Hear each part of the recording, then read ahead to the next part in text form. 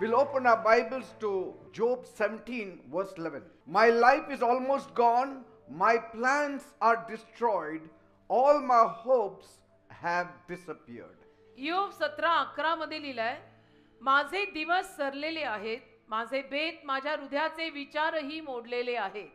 The world is filled with hopelessness. संपूर्ण जग एक निराशता आणि आशाहीनतेने भरलेलं आहे. Everywhere you turn to, सगळीकडे जिकडे कुठे आज आपण पाहतो, you see people struggling. आपल्याला दिसून येतं की लोकांचा संघर्ष सुरू आहे. You get a glimmer of hope. तुम्हाला आशेची चमक थोडी दिसते. Maybe a medical treatment. आणि कदाचित एखादी काही मेडिकल ट्रीटमेंट, औषधोपचार असतील. Maybe a financial opportunity. कदाचित काही आर्थिक संधी असेल पैशाची.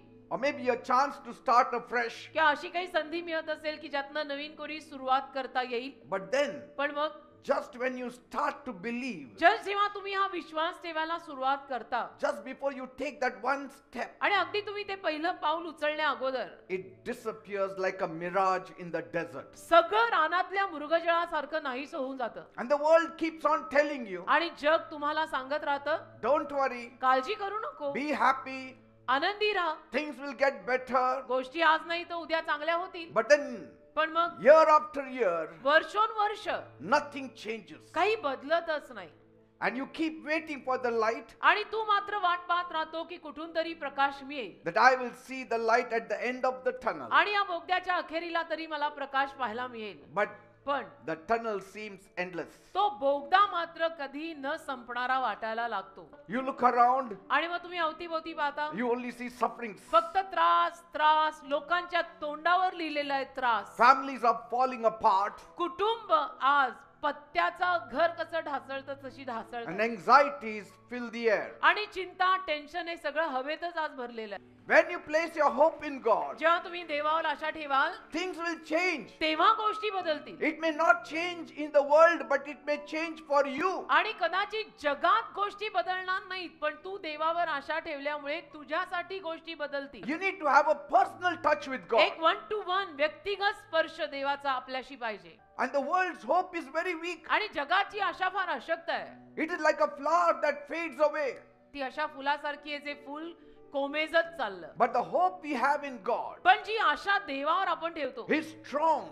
ती आशा बलवान आहे. It is secure. देवावरची आशा सुरक्षित आहे. It gives you joy. देवावरची आशा तुला आनंद It देते. gives you confidence. देवावरची आशा तुला विश्वास देते. It gives you peace. देवावरची आशा तुला शांती देते. Bible says बायबल म्हणतं, in Jeremiah 17 verse 5, इर्मिया 17वा अध्याय 5वं वचन, people who trust in human strength will be disappointed. जी माणसं मानवी शक्तीवर विश्वास टाकतात ती नाराजच होणार. They will dry up like a bush in the desert. आणि रानातल्या झुडपासारखे ते वाळूनच जाणार. They will not even have hope for the future. त्यांना भविष्याची पण आशा मिळणार नाही. Bible says बायबल म्हणतं, in Romans 15 verse 13, रोमकरास 15वा अध्याय 13व वचन, the God who gives you hope जो देव तुम्हाला आशा देतो, will alone fill you with तो joy, एकटाच तुम्हाला आनंदाने भरेल. will alone fill you with peace, तो एकटाच तुम्हाला शांतीने भरेल. as you keep trusting on him. जसं तुम्ही त्याच्यावर विश्वास ठेवत राहाल. Maybe कदाचित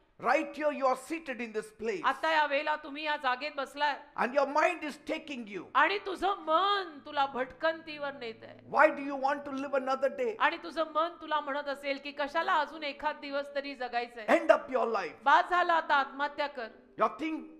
Your life will never change. तुझं जीवन काही कधी Your बदलणार situation नाही. will never तुझी change. परिस्थिती Your कधी condition बदलणार will नाही. not तुझी change. अवस्था कधी बदलणार नाही. जगून फायदा काय, मर. Your faith can go, but let not your hope go. तुमचा विश्वास कधी कधी जाऊ शकतो, पण आशा जाऊ देऊ नका. Because hope is the last thing that leaves का mankind. आशा एक शेवटची बाब आहे जी माणसाला सोडते, तर आशा नका सोडू. Don't leave your hope, आशा सोडू नका. and especially on God. आणि खास करून देवावरची आशा तर कधीच नाही सोडायची. You may be at the end, असशील तू अखेरीला, but God is at the beginning. पण देव आहे प्रारंभाला. You may be at the end of your life, असशील तू आयुष्याच्या अंताला, but that shall be the beginning of a breakthrough when God is involved. पण देव जेव्हा तुझ्या जीवनात गुंतेल, तेव्हा तो प्रारंभ असेल. It shall be the beginning of your तो miracle. आधी असेल. आधी तुझ्या चमत्कारांचा आधी म्हणजे सुरुवात. You may see emptiness, तुम्हाला रिकामेपणा दिसत असेल, but God is seeing the overflow. पण देवाला भरभराट दिसत आहे. You may be seeing death. तुला मृत्यू दिसत असेल, God is waiting to give you life. देव तुला जीवन द्यायची वाट पाहत आहे.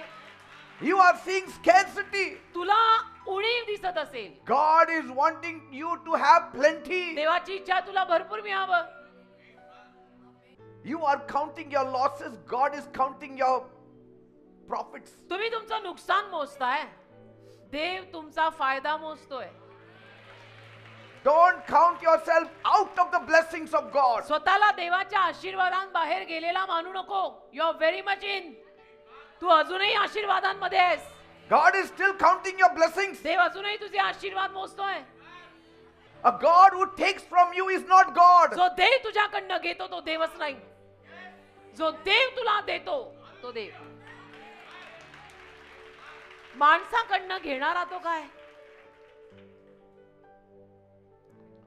Fear says, भीती म्हणते hold on to what you have. तुझ्याकडे जे आहे ते धरून ठेव. Faith says, विश्वास म्हणतो trust God. देवावर भरोसा ठेव. Give him water and bread. पाणी आणि भाकर त्याला देऊन टाक. God will supply your needs. देव तुझ्या गरजा भागवेल. तो मागतोय त्याला दे.